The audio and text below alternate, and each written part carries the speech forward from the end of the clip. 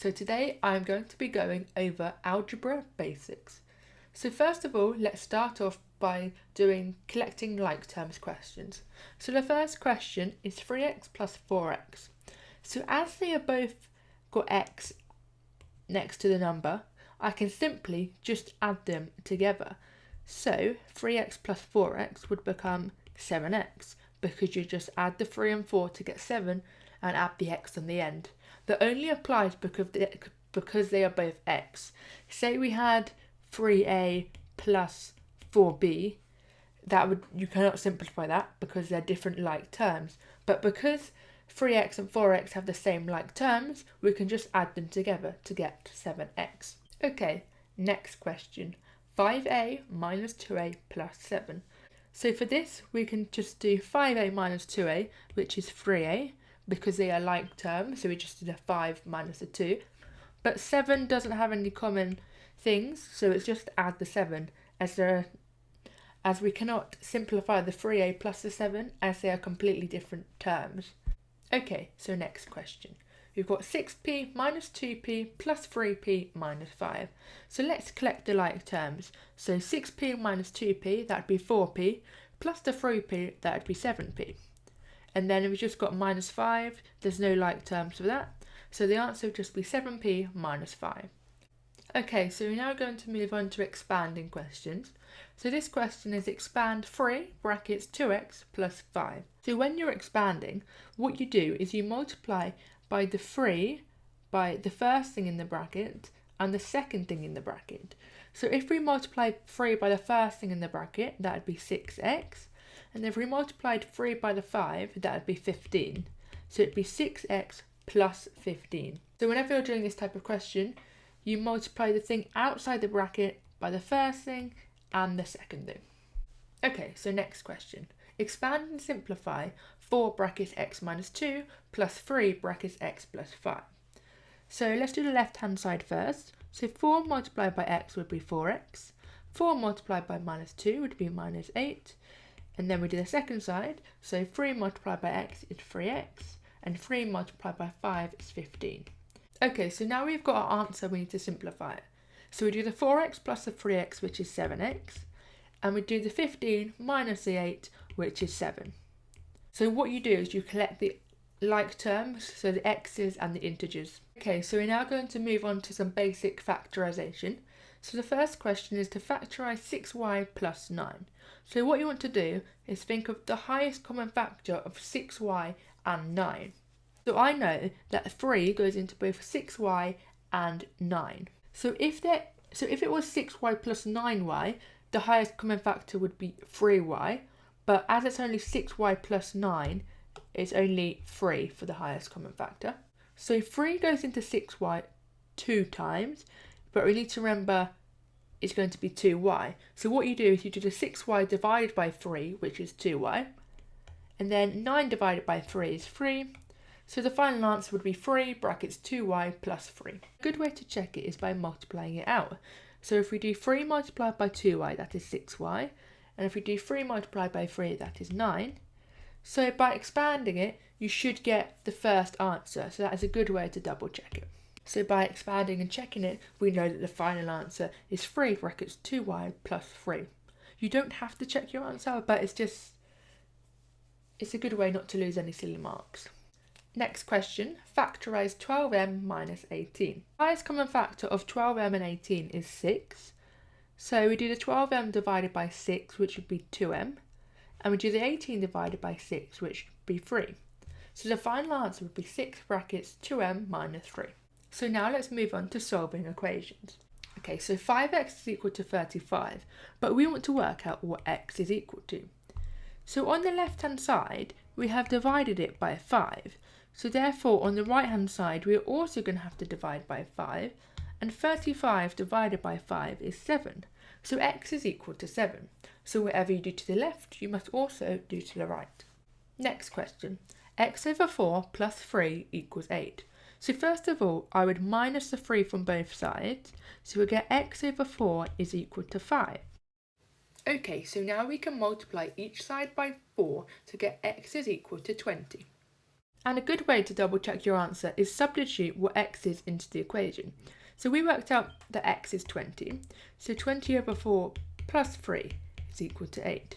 And 20 divided by 4 is 5, so 5 plus 3 is equal to 8. And yes, 5 plus 3 is equal to 8.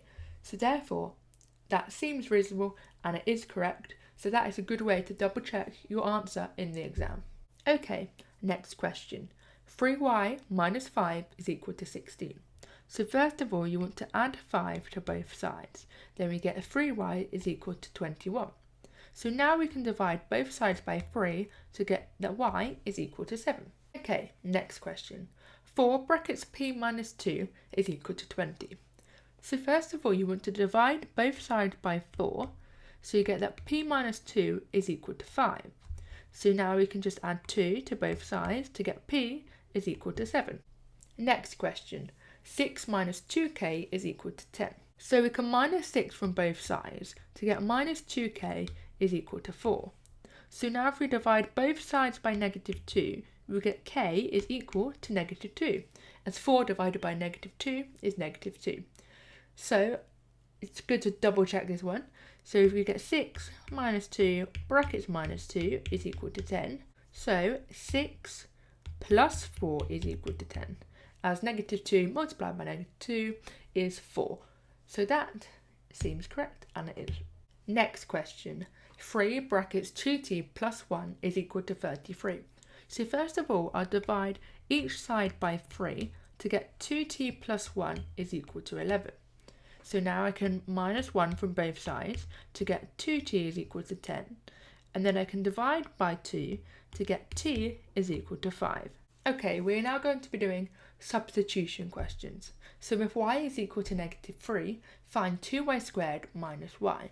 So we substitute the negative 3 to where the y is. So it's going to be 2 brackets negative 3 squared minus 3, because we are minusing the y and y is minus 3. So that's why it's minus negative 3. So it's going to be 2 brackets 9, as negative 3 squared is 9, plus 3, as subtracting a negative makes a positive. So we get 18 plus 3, and that is equal to 21. Okay, next question. If a equals 5, b equals negative 2, find 3a minus 2b.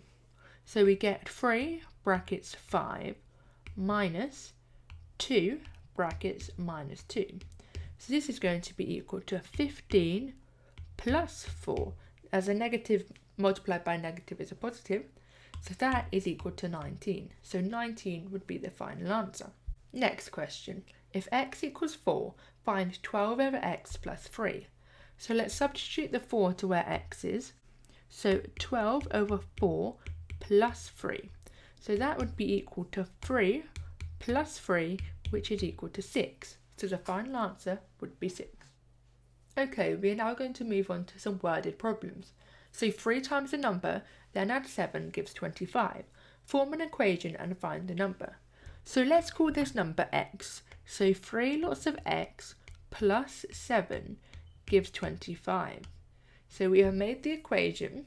Now let's find the number. So let's work out the equation. So let's minus 7 from both sides. We get 3x is equal to 18. As 25 minus 7 is 18. So now let's divide each side by 3. We get x is equal to 6. So let's substitute 6 back into the equation to see if our answer is correct. So 3 lots of 6 is 18, add 7, that is 25. So yes, 6 is the right number. Okay, next question. A rectangle has a perimeter 30 centimetres. Length equals x centimetres, width equals x minus 3 centimetres. Form and solve an equation to find x. So a rectangle has a perimeter of 30 centimetres. So the length is x centimetres and the width is x minus 3. So the perimeter is going to be 2 lots of x plus 2 lots of x minus 3. As the perimeter, we add all of the sides together. So 2 lots of x plus 2 lots of x minus 3. So let's work out, and that is equal to 30. So let's just quickly simplify the equation. So we get 2x plus 2x minus 6, as we've expanded the brackets, equals 30. Now we can still simplify it by collecting like terms, so we get 4x minus 6 is equal to 30. Now let's solve the equation. 4x is going to be equal to 36 as we add 6 to both sides. So now we can divide the 36 by 4 to get 9. So x is equal to 9. Okay, so last question. This is an exam style question. So a school orders stationery. They buy 7 pens at X pound each and 5 notebooks at X plus £2 each. The total cost is £82. Find the price of a pen and the price of a notebook. So we know that they buy 7 pens at X pound each, and we know that they buy 5 notebooks at X plus £2 each, and we know that this is equal to £82. So what we can do is we can solve this equation. So let's simplify it down first. So we get a 7x plus 5x plus 10, and that is equal to £82. So now let's simplify it again. We get 12x plus 10 equals £82, as I have simplified the like terms. So now we can minus 10 from each side to get that 12x is equal to £72. Now what we can do is divide each side by 12 to get that x is equal to 6. Now let's look back at the question. We want to find the price of a pen and the price of a notebook. So we've worked out that x is equal to £6. So we know that the price of a pen is equal to £6. So pen equals £6. But now let's work out the price of a notebook. So the price of a notebook is x plus 2. So notebook is equal to the £6 plus 2, which is equal to 8. So the notebook is equal to £8. So that is the final answer to this question, that the pen is £6 and the notebook is £8. So whenever you get a worded question like that, it's best to break it down step by step.